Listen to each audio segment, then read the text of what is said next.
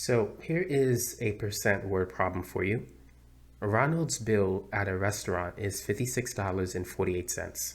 He wants to give the waitress an 18% tip. How much money should he give her? So this problem is basically asking, hey, what is 18% of $56.48? So we're trying to find the percent of a number.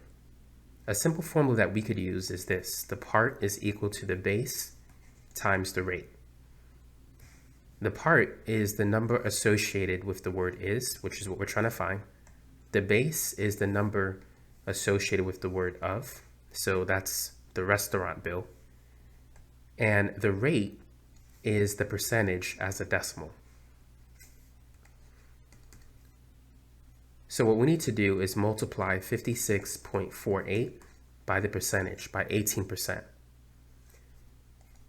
Now, to convert 18% to a decimal, we need to divide by 100%, which is the same as moving the decimal point 2 units to the left. So 18% divided by 100% is 0.18.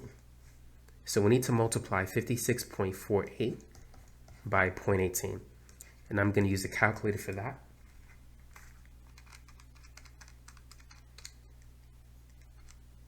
And that's going to be $10. It's 10.1664, but we're going to round that to $10.17. So that should be the amount of tip that he should give her if he wants to give her an 18% tip on this bill.